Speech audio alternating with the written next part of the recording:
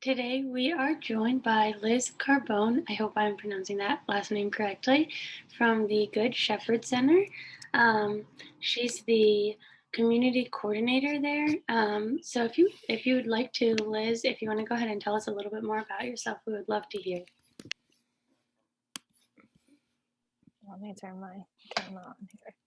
There we go. So I have still at work, so I have my mask on, but can you hear me okay with my mask? Okay, good. So my name is Liz Carbone, and I'm the community coordinator at Good Shepherd Center. So the mission of Good Shepherd is to feed the hungry, to shelter the homeless, and to foster transition to housing.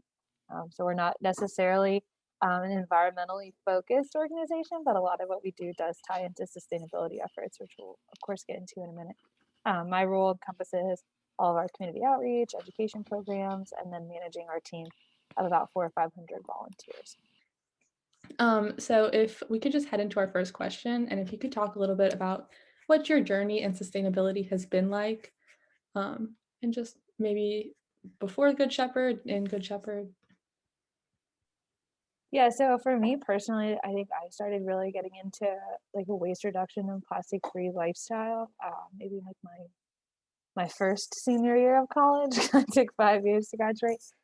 So I'm around like 21 years old was when I personally first started getting really interested in sustainability on a personal level, not just like environmentally friendly political efforts, but for my own personal life, like my consumption.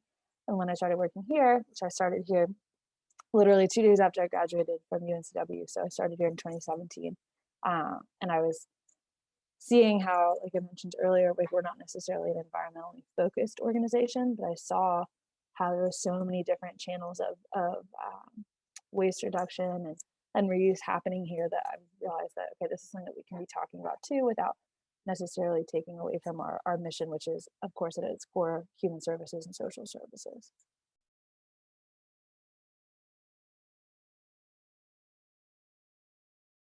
You kind of already touched on what our next question is getting into, but if you wanted to like kind of evaluate, what was it that drew you kind of specifically to the Good Shepherd Center? Definitely the mission. I wasn't excluding social services in my career search, but I had more of an arts organization background, so still in a nonprofit sector, but not necessarily in social services. So I was super drawn to the mission, and of course, that the fact that they're serving Wilmington too was really important to me. And meeting the staff here when I first came to interview and seeing how the organization operated, I was just completely sold from that first visit, and really seeing that it's a comprehensive approach to the services that we provide. So trying to meet people's emergency needs and be there in that capacity, but also looking at long-term solutions to those chronic problems that are facing our communities. So whether that's food insecurity, housing crisis, homelessness, looking at those from a long-term perspective too, and addressing the systemic kind of piece of it. So being that you started so soon after graduating from UNCW, can you just touch a little bit on like what skills learned from classes that you use most in your career, or what you found most helpful about your educational background? I think like from a skills perspective, more than like a specific knowledge background, like skills related to time management and like prioritization were really important. And I definitely learned those lessons the hard way in college. So in my undergraduate experience, and that was something that I really saw come into play when I first started working full time in my career, especially like professional writing too. I found really crossed over in some ways and didn't carry in other ways. So being able to write professionally, but then also learning how to write a report or a memo or something like that that isn't, with citations and footnotes. That was a skill that I didn't feel as confident in. So I was more into technical writing and wasn't as confident in professionally writing, but not in a technical sense. And I think collaboration too is something that especially from like an intersectional perspective, was something that I learned a lot about in college. So working with people from different thesis tracks or different academic backgrounds, different personal backgrounds, and working together was something that carried over a lot to my job. So that was definitely something that I saw coming out as I transitioned from academia to the workforce. I really like those answers. I feel like that's like reinforcement of a lot of things that we get told throughout school, like you're gonna need to know this. Yeah, I mean, to be totally transparent, my degree track was international studies. And I think there's a lot of historical background to, global problems that I've obviously helped and carried into my career, but I'm definitely not implementing like a deep understanding of Chinese politics into my job at any given day. But that is true. Like, I will be the old person to tell you that it is true when your professors and your parents tell you that those skills really do carry over. Yeah, I appreciate that answer. Um, Moving on kind of away from the school aspect of things, what are some things that you've kind of had to readjust maybe your viewpoint and kind of train yourself in a way you didn't really expect, that you didn't learn in class that you've kind of realized since starting your position? Yeah, I think like even before starting my position here, I think something that I didn't feel very adequately prepared for was like the interviewing and job search process. I felt like maybe because I was in a very like niche, I would like not my department, but me personally would really focus on like some niche topics that maybe I didn't have a better understanding of like a broader job search. So that was something that I felt I wasn't necessarily as prepared for as I wanted to be, but I guess it turned out okay because I have a job. So I think that that's something that you should probably start focusing on younger than you think that you should, or earlier than you think that you should, is working with your professors and actually talking about what a job search looks like, and looking for outside resources in the community too. Because quite honestly, if you don't plan to pursue a career in academia, your professors might not be the best person to work with you on a job search because they work in a different sector than you. So looking for those community mentors that can help you kind of navigate a job search in the field of your choosing, whether that's biology or working in a nonprofit, finding people that are in the field that could help you kind of understand a little bit better what that process would look like. I think that also working or communicating with people that were from different backgrounds than me, I think that that was something that I didn't necessarily get a lot of exposure to at UNCW. I think that we can all agree that it's not the most a radically diverse campus in the continental United States. So I think that sometimes like learning to kind of shed my learned perspectives or learned assumptions about people, and learning to kind of just meet people at face value and then work from there, and kind of leave your assumptions at the door was something that I learned once I exited the university kind of bubble, if you will, and entered into the workforce. Does that make sense?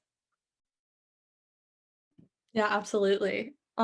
Sort of going along that same advice path that you just touched on, what is maybe one or two things that you wish someone had told you before going into your current career? Oh man. I know it's a tall question. How to identify good health insurance. No, I'm just kidding. I think professionally, how to kind of like leverage your strengths a little bit better. I think that especially as young people, like you go into your job search and you go into your career with this very like kind of intern mindset where it's like, I'm just happy to be here, and I don't have anything valid to contribute, and I'm just lucky to be here and listening. But in reality, like there's nothing wrong with feeling confident in your opinion, or feeling confident that you're in that room for a reason, that you've been asked to be there because you have skills and because you've been hired for that role. Does that make sense? Definitely. Thank you. And then the last question, which I'm excited to hear about because I know that I'm pretty sure that you'll have answers to this, is how can UNCW students and also just people in general get involved with the Good Shepherd Center? And then also what like are the specific opportunities you'll have available? Yeah, so especially like in relation to the programs that we have that are really focused on sustainability, one of them being our community garden, which Kat is here, she can tell you all about. We've been working on that together for a while, and that is located at our Sergeant Eugene Ashley Center. So it's our program that's specifically serving veterans that are experiencing homelessness. So it's a separate campus from the main Good Shepherd hub on Martin Street, but we have a community garden there, and it's a really great kind of like soup to nuts community engagement project. We till it every season and replant, and then our residents that are living in that program and working on their transition back to housing can not only benefit from the produce that's being grown, but also from the kind of hands-on task of taking care of that space. And so we have volunteers that are engaged in the actual planting and turnover process, as well as the general upkeep. It's a great socially distanced thing to do right now in the age of socially distanced volunteering. But that's definitely one way to get involved. And again, it's a really great kind of like barrier reducer between different parts of our population that might not always cross paths. So that's definitely one opportunity. We also have our Second Helpings program, which is, one second, I'm just mute off so I didn't have to hold the space bar. So our Second Helpings program is one of the 5 programs that's in our hub on Martin Street. And that is really one of, I think, the core pieces of what we do that could be seen as, you know, a sustainable effort. And it's not necessarily targeted at being environmentally conscious. It's targeted at feeding people. But about 500 or 600 pounds of 500 or 600 tons, of completely usable food is salvaged through that program every year and then redistributed to people that need it. So that program operates 7 days a week. So even weekend mornings, which I know is more convenient often for students than weekdays. But that program has volunteers that go out to our grocery store partners, about 16 stops that we divide up, and you collect all of the donated food. So it's basically anything that wasn't sold the day before. So perfectly good, you know, you would buy it and bring it home and eat it yourself. And they bring it back here where it's sorted and organized, and then it's redistributed and used here either in our soup kitchen to feed the individuals that are coming to receive services here. We deliver grocery boxes to recently rehoused individuals and families. We also do a drive-through or a walk-up contact-free grocery giveaway once a week, which is a way to volunteer. You can come out and assist us with that. We switched to that drive-through walk-up model for the pandemic, and that's been really successful. We see about 100 or so cars coming through that line every Wednesday. So, and there's often multiple households in every car. So folks that have had a decrease in income or have lost their jobs, or they're home with their 4 kids who aren't getting lunch at school anymore, they can come and get free groceries and toiletries and things like that through that program. But Second Helpings is kind of how all that food is gathered for us to then distribute it through those different programs. We also have about a dozen partner agencies that come and pick up, and they also distribute through their various programs, whether that's getting it to homebound elderly people or our farming community in Brunswick County. But that's all, it's a very interconnected program, but it takes a lot of volunteer power. So that's definitely something that, if you're interested, especially in food waste and systemic food insecurity, that's a really great program to take a look at.